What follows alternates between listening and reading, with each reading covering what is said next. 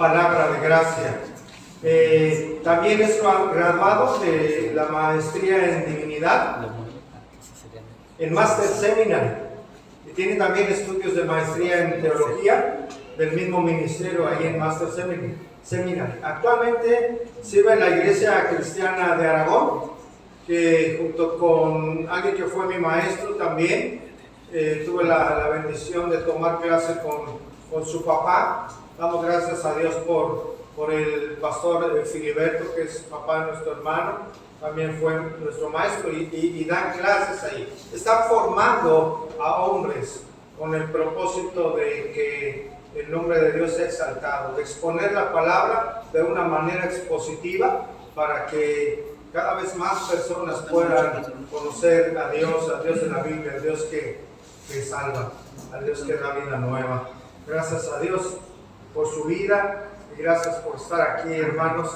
Gracias, sean bienvenidos. Esta es su casa, hermanos, y pues adelante, hermano, adelante con la palabra de Dios.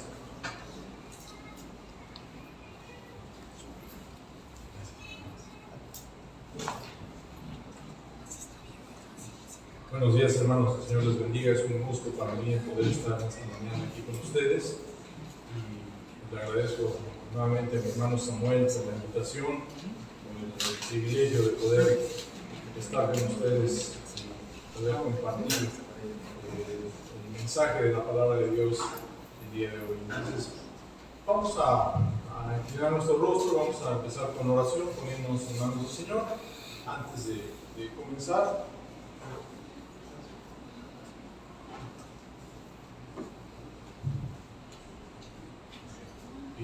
entonces, oremos al Señor. Padre, te agradecemos, Señor, por tu bendición y tu cuidado. Gracias porque nos permites reunirnos el día de hoy para alabar y glorificar tu nombre, para orar a ti, para estudiar tu palabra, Señor. Gracias por el privilegio tan grande que podemos tener de abrirla, escudriñarla y ver el mensaje que tienes para nosotros en esta mañana. Ayúdanos a entenderlo, ayúdanos a creerlo, a vivirlo, a proclamarlo para tu gloria. Señor, gracias por todo, en el nombre de tu Hijo Jesús. Amén.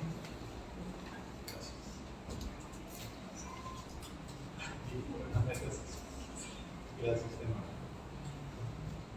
Muy bien, entonces, en esta mañana, hermanos, me gustaría que fuéramos a la segunda epístola del apóstol Pablo a Timoteo.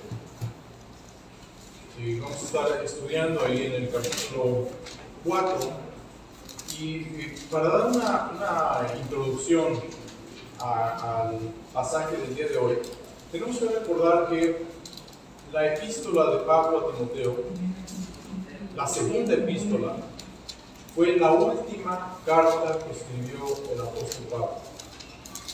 La última de todas sus epístolas.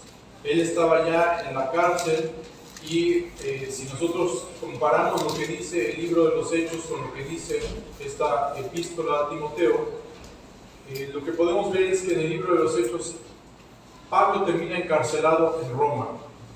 Sin embargo, al final, en los últimos capítulos, en los últimos versículos del libro de los Hechos, vemos que Pablo vivía en una casa rentada, en una casa donde podía recibir visitas de los hermanos que iban a ministrarle o personas que iban a escuchar la predicación del mensaje del Evangelio. Es decir, aún estando prisionero, tenía ciertas libertades de las cuales podía gozar para seguir predicando la palabra del Señor. Sin embargo, lo que leemos en la segunda epístola a Timoteo es que Pablo se encontraba en una prisión en condiciones difíciles. Estaba posiblemente encadenado, estaba en un lugar que los estudiosos de la palabra nos dicen se conocía como la prisión mamertina, una prisión donde se trataba con crueldad a los prisioneros, un lugar con falta de ventilación, con falta de iluminación, donde estaba plagado de animales dañinos, donde había enfermedades entre los prisioneros, donde no se les alimentaba adecuadamente, en fin, en unas condiciones sumamente difíciles. Y lo que Pablo expresa en esta segunda epístola a Timoteo nos deja ver que su muerte ya estaba muy cercana. Es diferente lo que encontramos en las llamadas epístolas de la prisión. La epístola a los Colosenses, la epístola a los Filipenses, la epístola a los Efesios, la epístola a Filemón. Epístolas de la prisión, epístolas escritas por el apóstol Pablo desde la cárcel, pero en esas epístolas él expresa una situación completamente distinta a lo que encontramos en la segunda epístola a Timoteo. En esas epístolas él expresa la esperanza de salir pronto de la cárcel, de ser liberado y de continuar con sus viajes misioneros. En cambio, en la segunda epístola a Timoteo, él expresa que prácticamente ya se está despidiendo. Él sabe que está próximo a morir.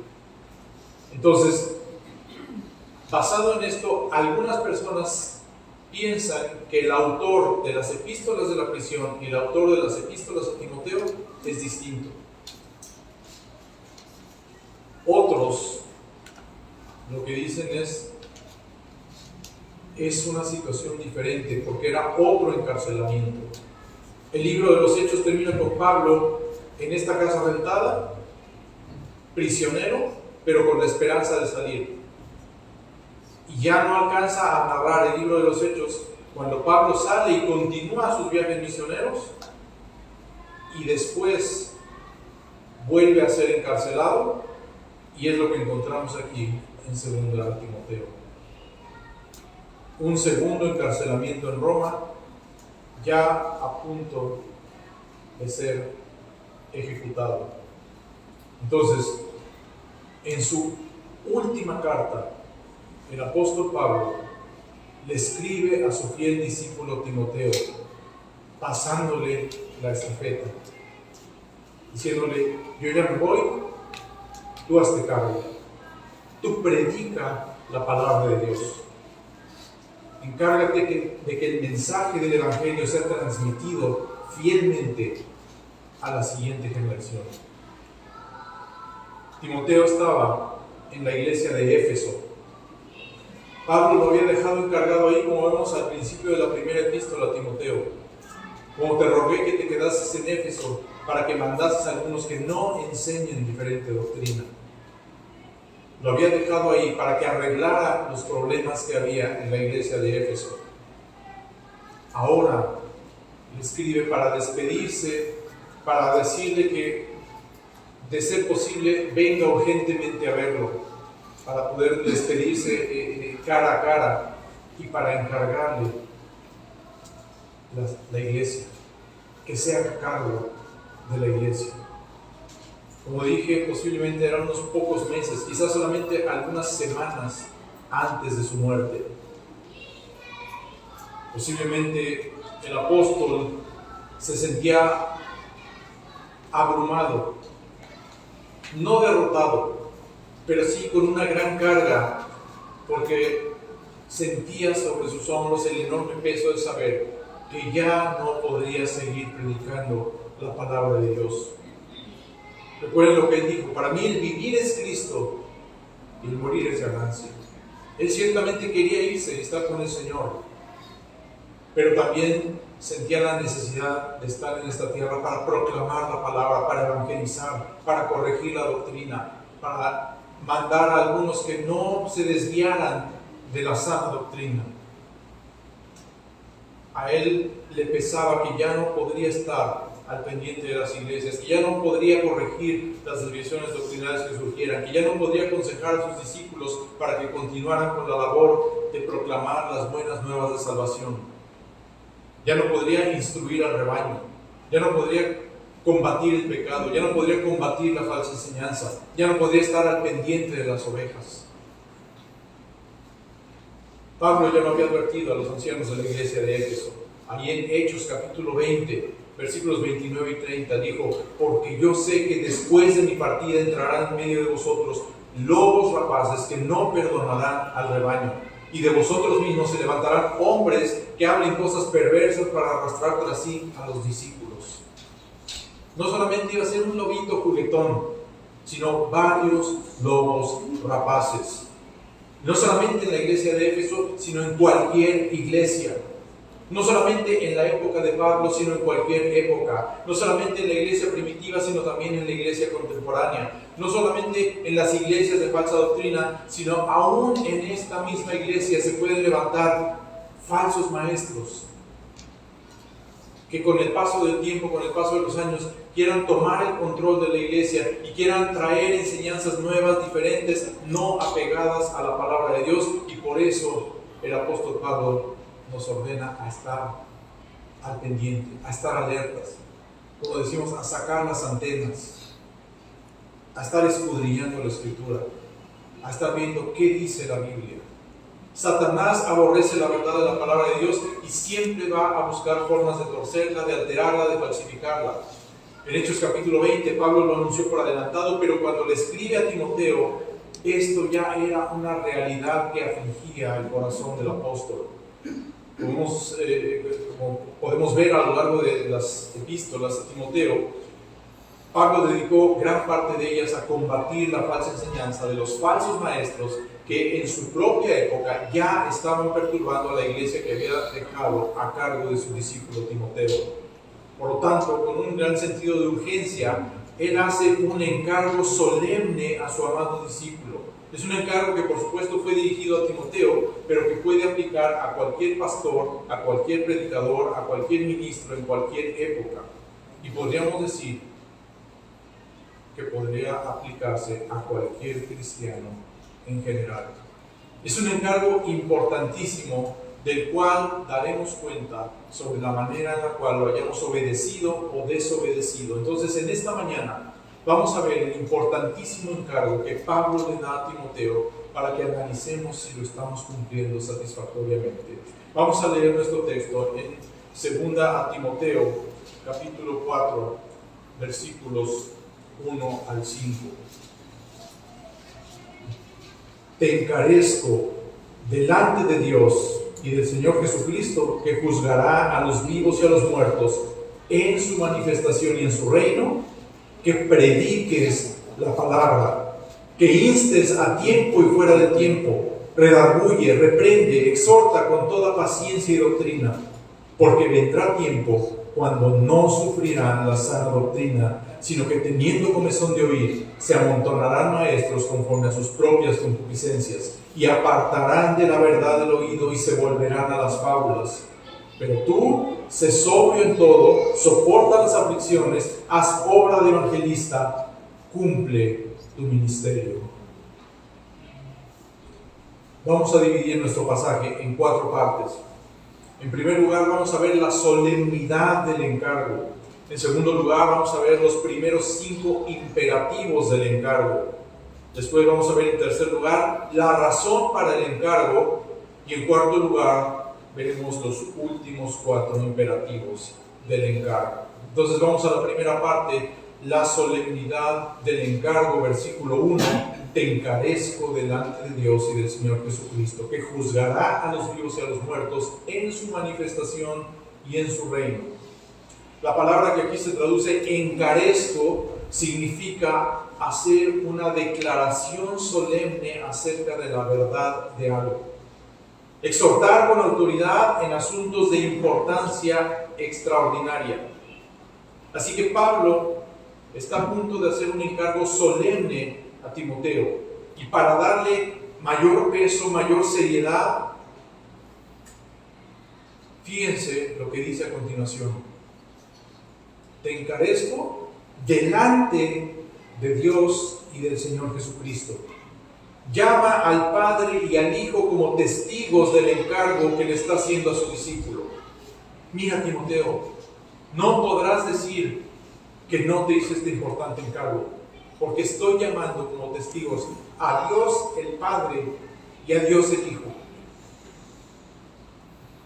Delante de ellos te estoy encargando esto, y a ellos tendrás que rendir cuentas.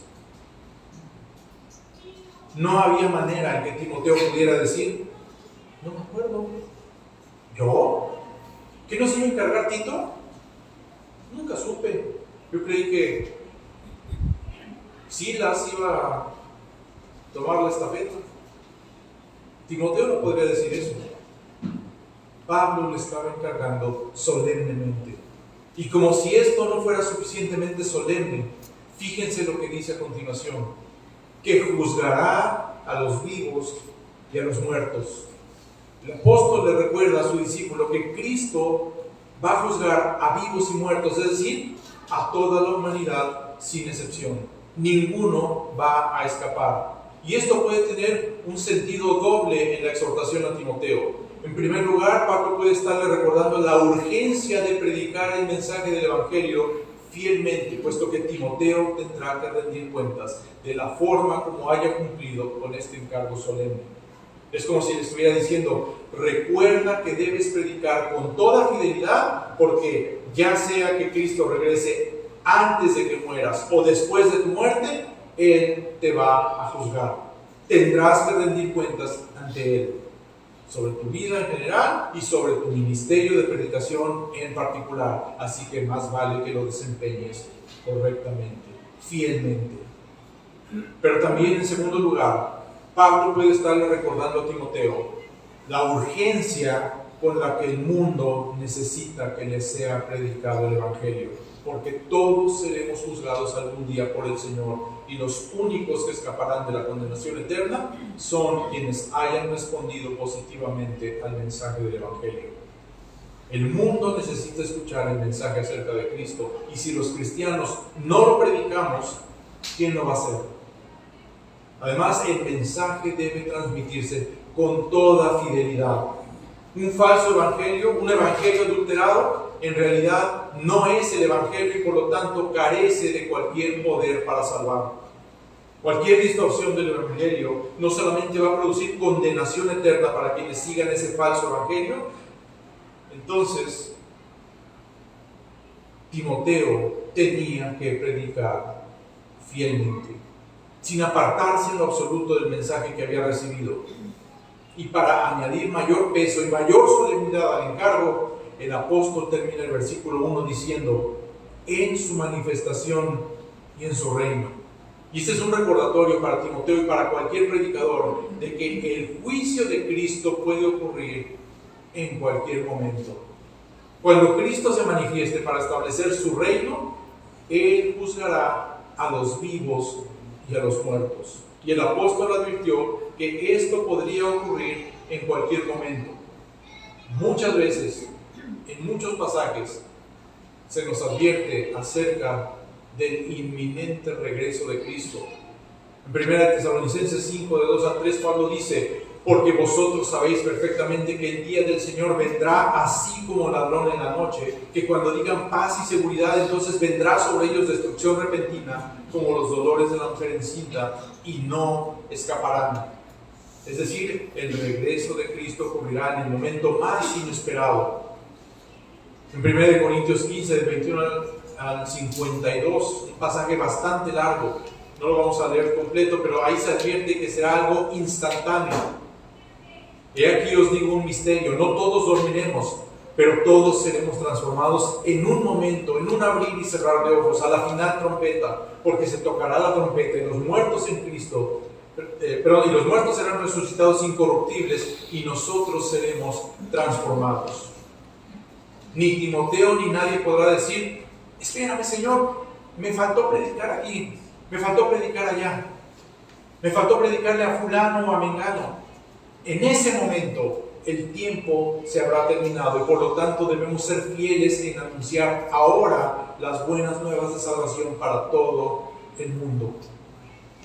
Casi al final de la epístola a los Filipenses, en el capítulo 4, versículo 5, Pablo da el siguiente mandato: vuestra gentileza sea conocida de todos los hombres, e inmediatamente agrega: el Señor está cerca.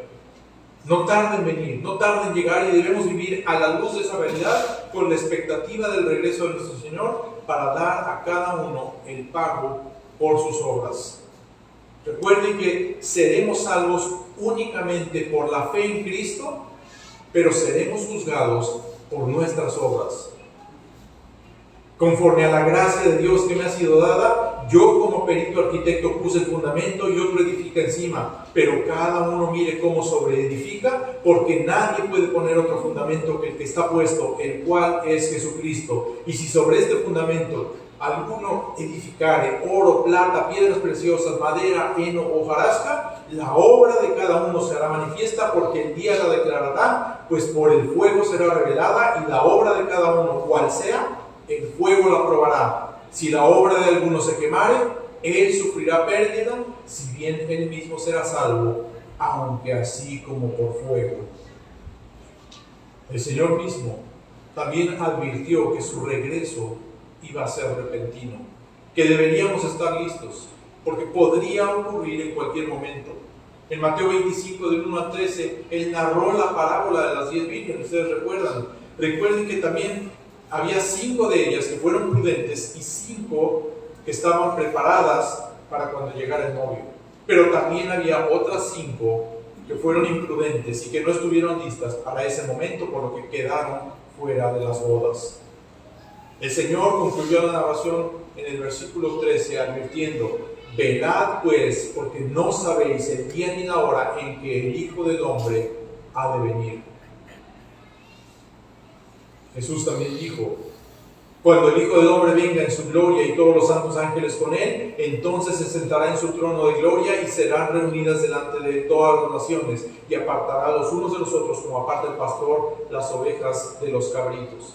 Y siguió hablando del juicio que vendrá a continuación, confirmando que cuando Él regrese va a juzgar a todos. En el Evangelio de Lucas, este escritor registra que el Señor, tras contar la historia del siervo vigilante, dijo: vosotros pues también estad preparados, porque a la hora que no penséis, el Hijo del Hombre vendrá.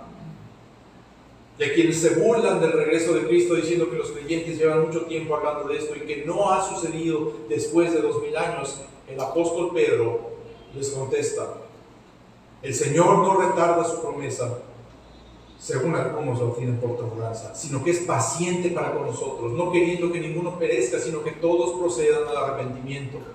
Pero el día del Señor vendrá como ladrón en la noche, en el cual los cielos pasarán con gran estruendo y los elementos ardiendo serán deshechos, y la tierra y las obras que en ella hay serán quemadas. Otra vez, será repentino, el día y la hora que no esperamos. Nadie sabe cuándo. Santiago advierte también en su epístola: tened también vosotros paciencia y arrimad vuestros corazones, porque la venida del Señor se acerca. Hermanos, no os quejéis unos contra otros, para que no seáis condenados. He aquí, el juez está delante a la puerta. Otra advertencia: el juicio del Señor está cerca, el regreso del Señor está cerca. El apóstol Juan también nos recuerda sobre el inminente regreso de Cristo y el juicio que traerá, cuando dice casi al final del Apocalipsis: he aquí yo vengo pronto, y mi galardón conmigo para recompensar a cada uno según sea su obra. Entonces, las Escrituras dan amplio testimonio del regreso repentino de Cristo y del juicio que vendrá a continuación, y Timoteo debía estar listo para cuando esto sucediera y debía advertir al mayor número posible de personas con respecto a esto. Tenía que predicar fielmente la palabra del Señor. Y este encargo es tan importante porque del cumplimiento fiel del mismo depende la transmisión correcta del mensaje del Evangelio a lo largo de la historia. Y ha sido por ese cumplimiento fiel que el Evangelio ha llegado hasta nuestros días. Y dependerá de la fidelidad con la que nosotros lo cumplamos que el mensaje pueda llegar sin alteraciones a la siguiente generación. Y así como a pesar de los falsos maestros, y a pesar de las falsas doctrinas, y a pesar de las artimañas de Satanás, el mensaje pudo llegar hasta nosotros a través de los siglos, del mismo modo, aun si nosotros fuéramos infieles, Dios se asegurará de que el mensaje llegue íntegro a la siguiente generación. Pero los falsos maestros, los opositores, los instrumentos de Satanás y todo aquel que pretenda alterar el mensaje, ya sea en el pasado, en el presente o en el futuro, tendrá que rendir cuentas ante el Señor. Por eso la solemnidad con la que Pablo hace este encargo. Importantísimo transmitir fielmente el mensaje de la palabra de Dios. Muy bien, entonces después de haber visto la solemnidad del encargo, veamos ahora en segundo lugar los primeros 5 imperativos del encargo en el versículo 2. Que prediques la palabra, que instes a tiempo y fuera de tiempo, redarguye, reprende, exhorta con toda paciencia y doctrina. El encargo a Timoteo es expresado mediante 9 mandatos que Pablo le da en el resto de nuestro pasaje. Son 9 verbos imperativos con los cuales le dice qué es lo que tiene que hacer. Sin embargo, primero le da 5 órdenes, luego interrumpe brevemente para explicar por qué es necesario hacer esto y luego continúa con los últimos 4 mandatos. Entonces, veamos los primeros 5. Y el primero de ellos es el principal, del que dependen los otros 8. Que prediques la palabra. Literalmente dice, predica la palabra. El verbo griego que se traduce predica es una palabra que está muy cercanamente relacionada con otra palabra que significa heraldo. Entonces, el verbo podría entenderse como hacer las funciones de un heraldo o proclamar como un heraldo. En aquellos tiempos en los que no había medios electrónicos de comunicación, ni ningún otro tipo de comunicación masiva, y ni siquiera existía la imprenta, los heraldos eran los encargados de llevar las noticias.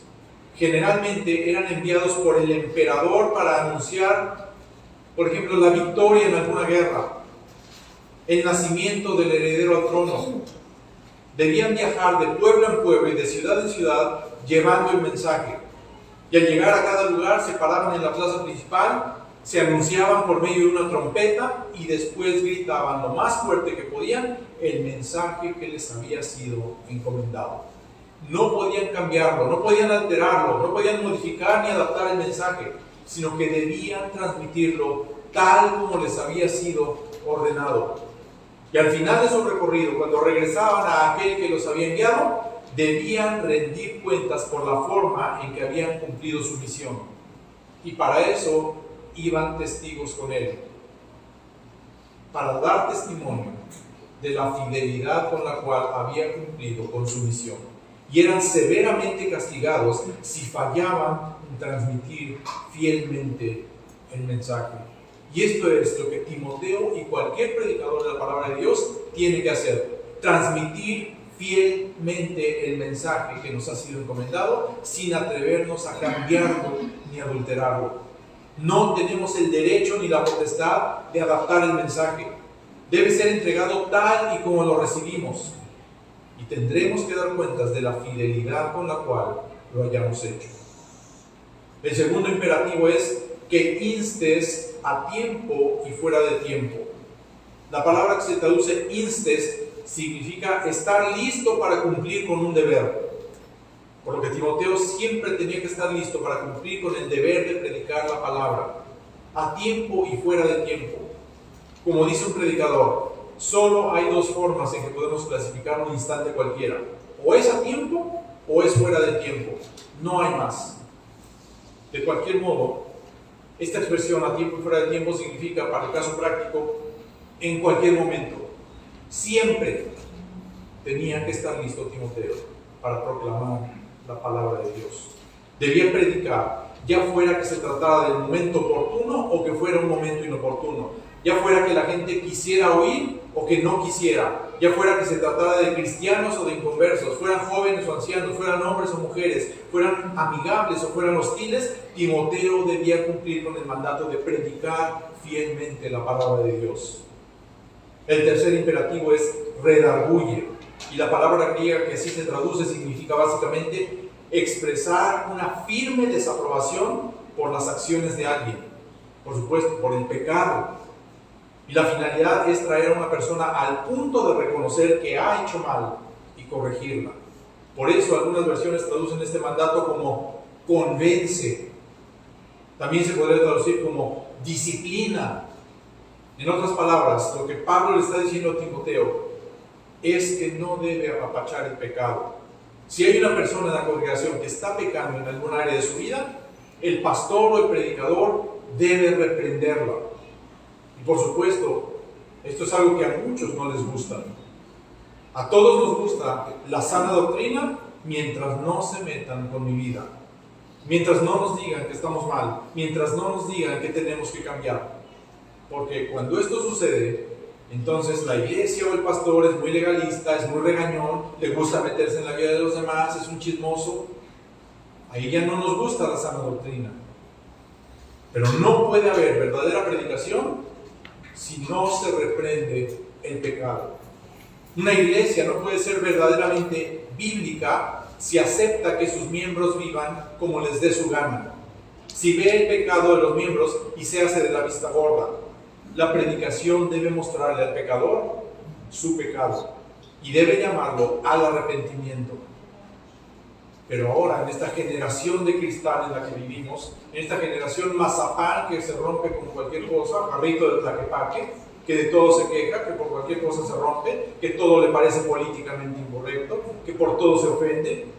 Si un predicador redarguye, entonces les parece que tiene falta de amor, que es insensible, que es poco delicado, que no le importan las ovejas, que hiere su sensibilidad.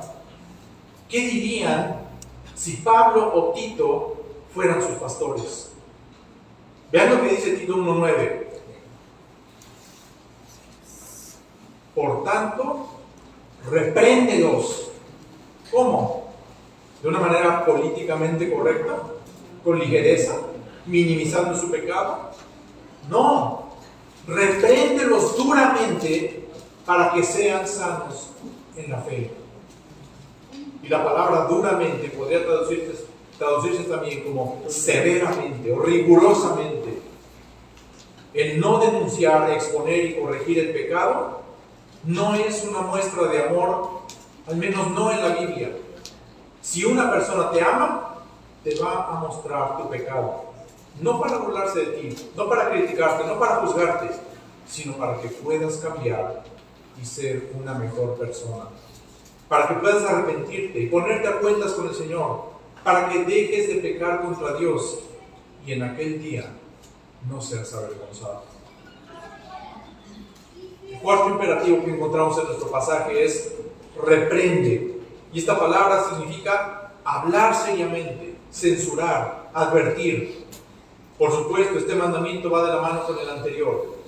El pecado debe ser reprendido, no tolerado. Pablo dijo en otro pasaje: no participéis en las obras infructuosas de las tinieblas, sino más bien reprendedlas. No es que el pastor o el predicador sea regañón, ni legalista, ni criticón. Una parte fundamental de su labor es convencer al pecador de que está mal, exhortarlo para que se arrepienta, para que deje de ofender a Dios y para que venga a la salvación. Así que si alguien viene y te redarguye, no te ofendas. Analiza las palabras de esa persona. ¿Cuál es su motivación? ¿Cuáles son sus intenciones? Toma lo bueno y desecha lo malo. Si hay algo de razón en lo que te está diciendo, pídele sabiduría a Dios para corregir lo que esté mal en tu vida y agradécele por la persona que te hace ver tus errores o te reprende por tus pecados. Ponte a cuentas con Dios y disfruta de la libertad que Cristo te ofrece. El quinto imperativo de la serie es exhorta. Tiene el sentido de urgir enfáticamente, apelar y también alentar. Es decir, en cierto modo, continúa el sentido de los dos imperativos anteriores, pero nos muestra otro aspecto de cómo debe hacerse la reprensión del pecado, alentando a la persona. No solamente condenar al pecador y decirle que se va a ir al infierno, sino que también hay que ofrecerle la esperanza de salvación que hay en Cristo Jesús. No es nada más sacar la espada y comenzar a cortar cabezas. Hay que evangelizar al perdido, mostrándole que no hay por qué seguir por el camino de perdición, sino que hay otro camino angosto, que hay una puerta estrecha que lleva a la vida eterna. Los debemos alentar a cambiar su vana manera de vivir, reconociendo que en realidad están muertos en delitos y pecados, viviendo en los deseos de la carne, siguiendo la corriente de este mundo. Pero en Cristo hay esperanza, en Cristo hay salvación, en Cristo hay vida eterna. Si siguen viviendo de la misma manera, van a ir al infierno, pero si se arrepienten y creen en Jesús como Salvador y lo hacen Señor de sus vidas, podrán ir al cielo. Noten también que al final del versículo 2 se nos dice que esto debe hacerse con toda paciencia y doctrina. La labor pastoral no es sencilla. Tratar con los pecadores no es sencillo, y menos cuando quien trata con ellos es otro pecador. Y por supuesto, dice la Biblia que todos somos pecadores, comenzando con el pastor y terminando con la más humilde de las ovejas. Sean hombres o sean mujeres, sean niños o sean jóvenes, sean adultos o sean ancianos, sean ricos o sean pobres, incrédulos o creyentes, recién convertidos o creyentes maduros, todos somos pecadores. Así que un pastor es un pecador tratando de redarguir, reprender y exhortar a pecadores. Y eso puede hacer que salgan chispas. Por eso Pablo debe recordar a Timoteo que lo debe hacer con toda paciencia. Si no hay paciencia en las relaciones entre hermanos, es como si no hubiera aceite entre dos piezas de metal que se rozan. No le eches aceite a tu carro, ¿y qué pasa? Se desviela la primera. Se produce calentamiento, se produce desgaste, y si esto continúa por el tiempo suficiente, ambas piezas se pueden echar a perder. En las relaciones entre seres humanos, si no hay paciencia, se calientan los ánimos, se desgasta el amor y se puede llegar a destruir la comunión. Pero además de paciencia, el pastor debe usar toda doctrina. La enseñanza debe estar saturada de la Biblia. No son los consejos prácticos del pastor, no son sus experiencias, no es su carisma, no es su habilidad, no es nada que el hombre pueda aportar. La respuesta al problema más grave del ser humano está en las páginas de las Sagradas Escrituras. Por lo que bien hará un ministro del Señor si en vez de predicar sus propias ideas, predica todo el consejo de Dios. Muy bien. Entonces, después de haber visto la solemnidad del encargo y los primeros 5 imperativos del encargo, veamos a continuación la razón para el encargo. Y esto lo encontramos en los versículos 3 y 4. La razón para el encargo.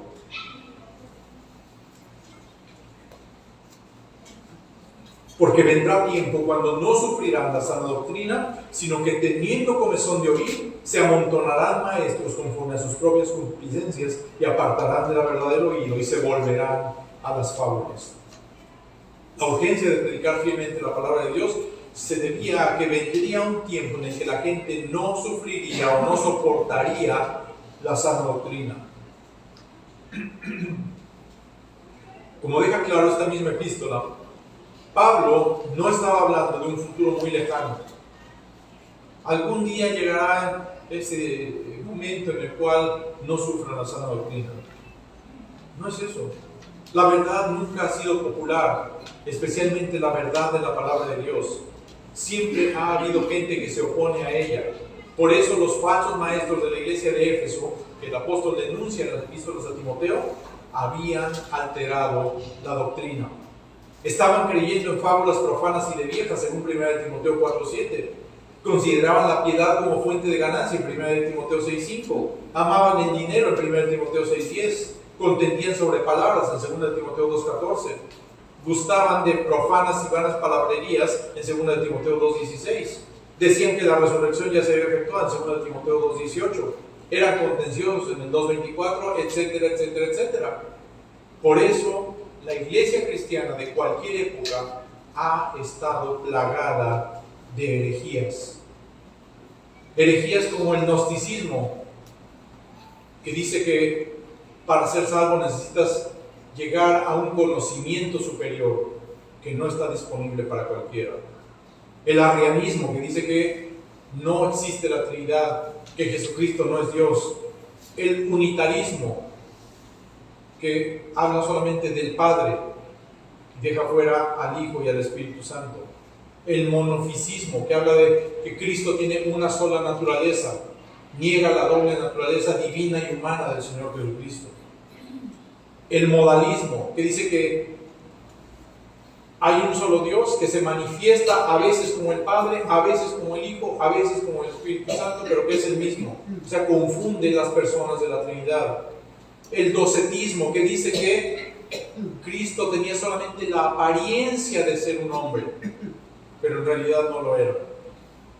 El sabellianismo o patripacianismo, que dice que solamente creen en el Padre y por lo tanto dicen que Jesús era el Padre y que el Padre sufrió en la cruz.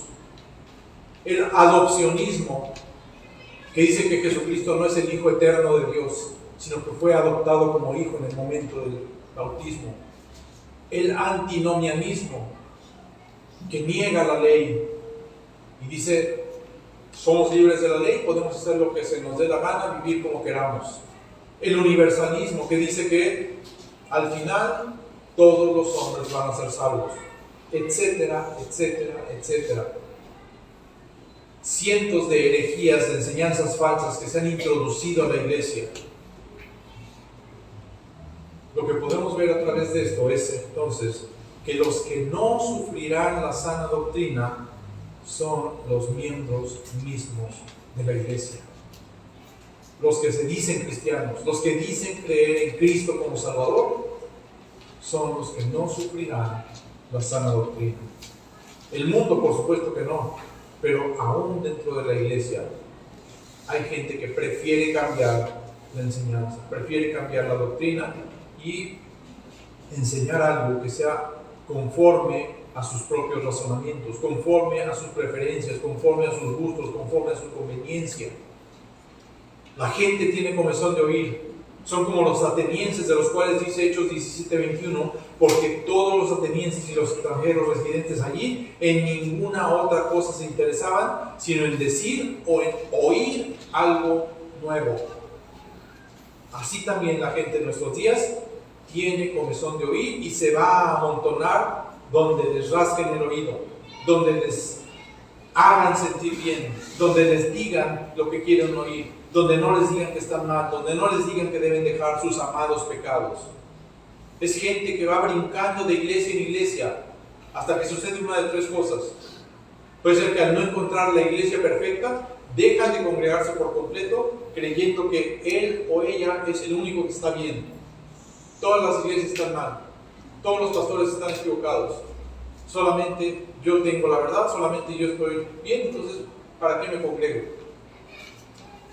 Completamente equivocados. O número dos, puede suceder que decidan poner su propia iglesia, autonombrándose pastor, como si una iglesia fuera un changarro garnachero. Pues no me gustó ninguna iglesia, voy y pongo la mía.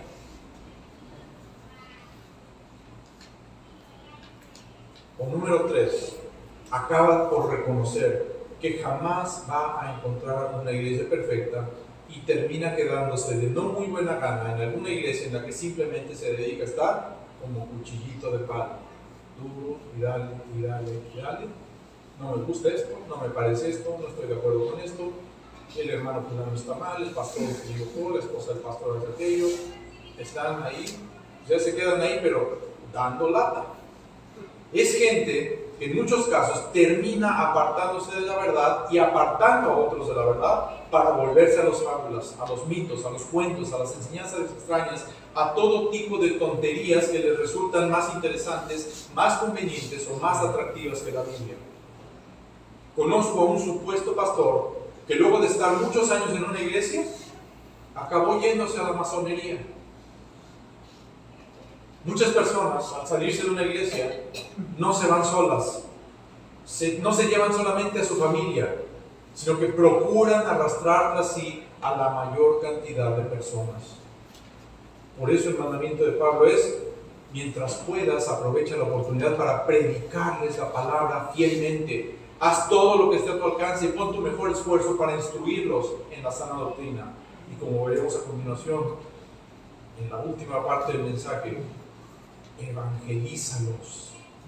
Evangelízalos.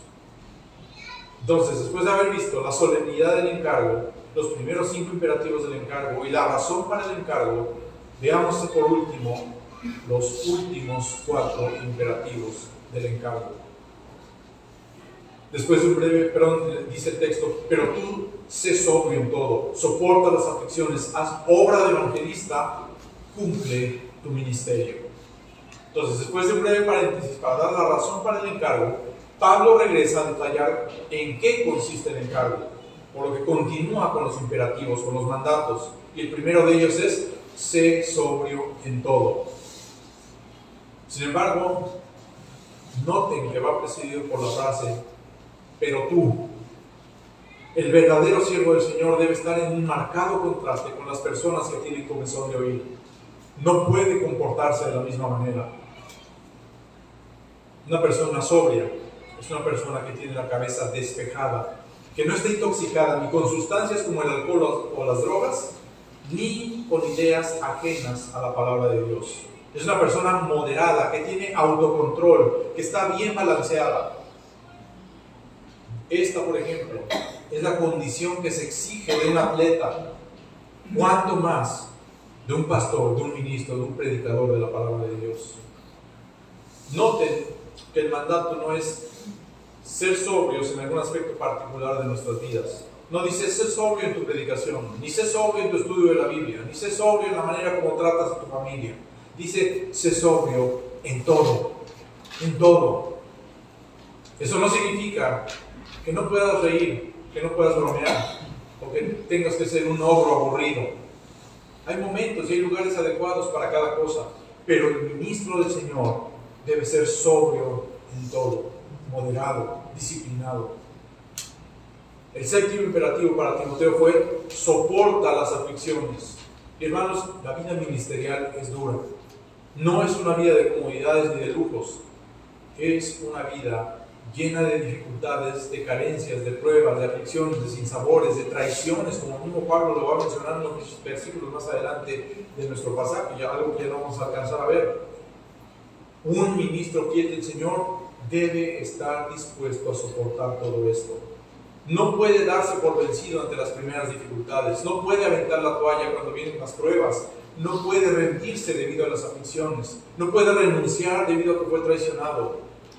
Si ustedes estudian las biografías de los grandes cristianos de cualquier época de la historia, descubrirán que sus vidas estuvieron llenas de dificultades, llenas de pruebas, llenas de aflicciones. Y Pablo da amplio testimonio de lo que tuvo que padecer a lo largo de su ministerio. Simplemente lean el capítulo 11 de 2 de Corintios. Es uno de los recuentos más completos de lo que tuvo que padecer a lo largo de su ministerio. Y yo dudo mucho que cualquiera de nosotros haya padecido algo que se compare con lo que él tuvo que padecer. Y lo que más llama mi atención es que casi al final de la lista de aflicciones, luego de todas las pruebas físicas que describe, agrega, y además de otras cosas, lo que sobre mí se agolpa cada día, la preocupación por todas las iglesias. Lo más duro para él no fueron los azotes, no fueron las cárceles, no fueron los naufragios. Lo más doloroso era que había pecado en la iglesia, que había herejías. Lo más doloroso era ver que la gente se apartaba de la fe y que arrastraba tras de sí a otros. El ver que la falsa enseñanza iba creciendo. Ahora, no estoy diciendo que no haya alegrías ni gran gozo en la vida de un pastor, pero no es un gozo mundano. Así como las mayores aflicciones son por las cosas espirituales, los mayores gozos son por las cosas piadosas y santas. Como dice 3 de Juan en el versículo 4, no tengo yo mayor gozo que este, el oír que mis hijos andan en la verdad. No dice, no tengo yo mayor gozo que este, el irme de vacaciones a Singapur, a un resort de 5 estrellas. No dice eso. No dice, no tengo mayor gozo que este, comer todos los días hasta hartarme en los mejores platillos de la cocina internacional. No. No es que un siervo del Señor no pueda disfrutar de las cosas buenas que el mundo puede ofrecernos, siempre que lo haga legítimamente y con moderación en algo que no sea contrario a la palabra de Dios. Pero su verdadero deleite va a estar en hacer la voluntad del Señor y en ver que otros también la hacen. El octavo imperativo es: haz obra de evangelista. La palabra de Dios no solamente se debe predicar dentro de la iglesia, también fuera de ella. La labor del pastor no es solamente aquí, para la edificación de los santos. Debe ser también hacia afuera, para alcanzar a los perdidos, para proclamarles el mensaje de salvación y el perdón de pecados en Cristo Jesús. Y por supuesto, el evangelismo es una responsabilidad de cada miembro de la iglesia. Pero los ministros del Señor tienen mayor responsabilidad en esto, puesto que son ellos quienes conocen mejor la doctrina y el mensaje, quienes podrían responder de una mejor manera ante las dudas que llegaran a surgir entre los inconversos. Pablo era un evangelista, Timoteo debía hacerlo, y nosotros también. Todos los grandes predicadores han sido grandes evangelistas. Finalmente, el noveno imperativo. El apóstol le dice a su discípulo: cumple tu ministerio. Este es un nuevo recordatorio para Timoteo y para nosotros de que no debía ser negligente en el cumplimiento de su deber. Este último imperativo es una especie de resumen de todo lo que le ha venido diciendo anteriormente. Para cumplir su ministerio, Timoteo debía predicar la palabra de Dios, debía estar listo en todo momento para hacerlo, debía redarguir, reprender y exhortar con toda paciencia y doctrina, debía ser sobrio, debía soportar las aflicciones y debía evangelizar. Timoteo y nosotros debemos recordar que algún día tendremos que dar cuentas delante de Dios acerca de nuestro ministerio y acerca del encargo que hemos recibido, y por lo tanto debemos desempeñarlo con toda fidelidad. Hermanos, concluyendo, el siervo del Señor no debe buscar el aplauso de los hombres, sino el de Dios. No buscamos agradar a la gente, sino a nuestro Señor. No queremos que la congregación hable bien de nosotros, sino que Cristo hable bien de nosotros. No buscamos agradar a los inconversos, buscamos agradar a nuestro Salvador. El encargo principal aquí es para el pastor, para el siervo del Señor, para el ministro, para el predicador. Pero cada uno de nosotros también tiene un ministerio. Es más sencillo, la oración, importantísimo, fundamental. Tal vez no todos sean pastores, tal vez no todos sean predicadores, pero todos tienen la responsabilidad de evangelizar, todos tienen la responsabilidad de dar testimonio, todos tienen la responsabilidad de mostrar con sus vidas que Cristo puede transformarnos, para que esto impacte también a los inconversos. Y de ello deberemos dar cuentas delante del Señor. Así que pidámosle que nos dé la fortaleza y la sabiduría para cumplir fielmente con su encomienda. Oremos. Padre, gracias, Señor, por la claridad de tu palabra. Te suplicamos, Padre, que nos ayudes a vivir en santidad, que nos des la fortaleza que necesitamos, Señor, para renunciar a los deseos de la carne, a los deseos de los ojos, a la vanagloria de la vida. Señor, ayúdanos a vivir para tu gloria, siendo fieles a la encomienda que nos has dado, proclamando con toda fidelidad el mensaje de salvación, sin alterarlo, sin adulterarlo, sin cambiarlo, sin adaptarlo, proclamarlo fielmente como tú nos lo dejaste en tu palabra. Ayúdanos, Señor, a soportar las aflicciones, a amar a nuestros semejantes, aún a pesar de que nos ataquen, de que nos ofendan, de que no estemos de acuerdo con ellos. Ayúdanos, Señor, a hacer las cosas fielmente. Guíanos y guárdanos y permítenos darte la gloria, la honra y la alabanza con una manera santa de vivir. Te lo pedimos en nombre de tu Hijo Jesús. Amén. Gracias, hermanos, que el Señor les bendiga.